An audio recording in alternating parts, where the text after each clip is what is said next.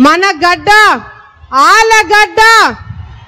ఆలగడ్డకి విచ్చేసిన మన ప్రియతమ నాయకుడు, నాకు తండ్రి సమానులు శ్రీ నారా చంద్రబాబు నాయుడు గారికి స్వాగతం సుస్వాగతం. వేదిక పైన తెలుగుదేశం పార్టీ నాయకులకు, జనసేన నాయకులకు ప్రతి ఒక్కరికి పేరు పేరున నా నమస్కారాలు తెలియజేసుకుంటున్నాను. ఈ రోజు ఈ కార్యక్రమంకి విచ్చేసిన మహిళా తల్లులందరికీ చేతులెత్తి నమస్కారాలు తెలియజేసుకుంటున్నాను. మీడియా మిత్రులకి నమస్కారాలు తెలియజేసుకుంటున్నాను. ఈ రోజు ఈ కార్యక్రమంకి విచ్చేసిన కార్యకర్త దేవుళ్ళందరికీ పాదాభివందనం తెలియజేసుకుంటున్నాను. మీ అందరినీ దేవుడితో ఎందుకు పోల్చానో తెలుసా? ఈ రాక్షస పరిపాలనలో భర్త మీద ప్రతి ఒక్కరి మీద కూడా కేసులు పెట్టినారు, తప్పుడు కేసులు పెట్టినారు. మొన్న లోకేష్ అన్న గారు యువగలంకి వచ్చినప్పుడు ఆయనతో పాటు 33 రోజులు నేను పాదయాత్ర చేయడం జరిగింది. నంద్యాల ప్రాంతంకి వచ్చినప్పుడు మరి శిల్పా చక్రపాణి, శిల్పా మోహన్ రెడ్డి, అదేవిధంగా ఆలగడ్డ ఎమ్మెల్యే ముగ్గురు కూడా లోకేష్ అన్న గారి గురించి అసభ్యంగా మాట్లాడినప్పుడు నేను ఘాటుగా స్పందించాను. నాతో పాటు జిల్లా నాయకులు కూడా ఘాటుగా స్పందించడం జరిగింది. అది కక్ష పెట్టుకొని ఒక కోవట్ని ముందు పెట్టుకొని తప్పుడు కేసులు బరాయించి నన్ను జైలుకు పంపించడం జరిగింది. కానీ ఒకటి మాత్రం చాలా స్పష్టంగా అర్థమైంది. నేను పెట్టిన కేసు తీసుకోలేదు.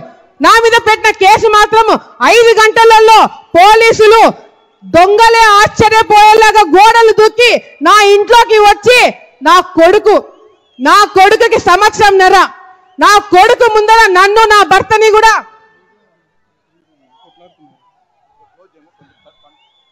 అన్న దయచేసి మీడియా మిత్రులకి సహకరించండి. జనాలు అక్కడ కొట్లాడుకోకండి. దయచేసి అందరు కిందికి దిగండి అన్న. మీడియా మిత్రులు అందరూ దయచేసి సహకరించండి. అందరినీ ముందుకు రండి, కిందికి రండి. కార్యకర్తలు దయచేసి సహకరించాలా, మన ప్రోగ్రామే కదన్నా. అందరు దయచేసి కిందికి రండి. మా మీద కూడా కేసులు పెట్టినారు. నేను తల్లి తండ్రి మేమిద్దరం కూడా జైల్లో ఉంటే నా కొడుకు ఇబ్బంది పడతాడని చెప్పి జడ్జిని అడిగినప్పుడు జడ్జి ప్రతి రోజు గంట సేపు నా కొడుకుతో ఉండడానికి పర్మిషన్ ఇవ్వడం జరిగింది. జైలుకి నా కొడుకు వచ్చినాడు సంవత్సరంన్నర నన్ను చూడడానికి. లోపలికి వచ్చినప్పుడు ఆ గంట సేపు ఉండి నా కొడుకుని పోలీసులు తీసుకుపోతుంటే నా కొడుకు ఏడుపు ఇంకా నాకు గుర్తుంది, నా కడుపు కోట ఇంకా నాకు గుర్తుంది.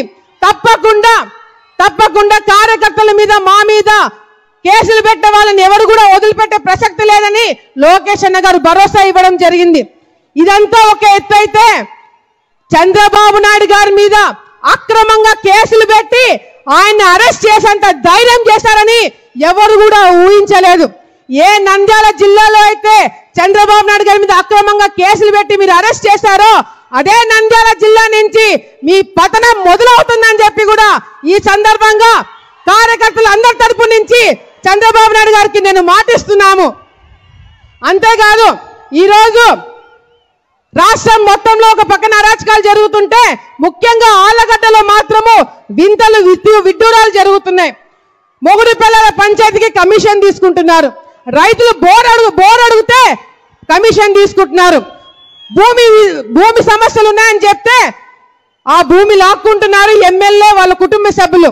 ఒక ఉదాహరణ, ఎరుగుడుదిన్న అనే గ్రామము గంగుల వాళ్ళ గ్రామం అది.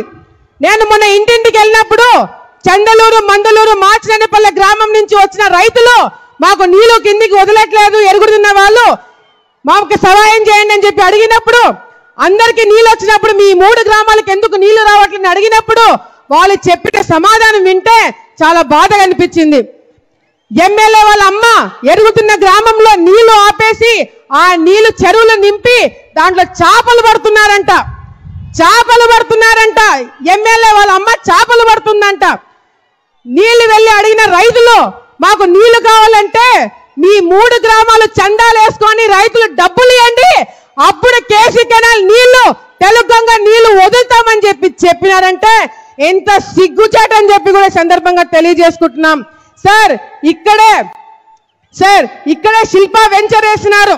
శిల్ప వాళ్ళు ఇక్కడ వెంచర్ వేసింది ఎట్లా అంటే బయట చూడడానికి అంతా బానే ఉంది, కానీ లోపల మాత్రము కేసీ కెనాల్ ని బూట్ చేసి అక్కడ వెంచర్ కట్టడం జరిగింది. ఎమ్మెల్యే ఎందుకు అడగట్లేదు, ఎమ్మెల్యే ఎందుకు నోరు మూసుకున్నాడు అని చెప్పి మేము కూడా ఆలోచించినాం.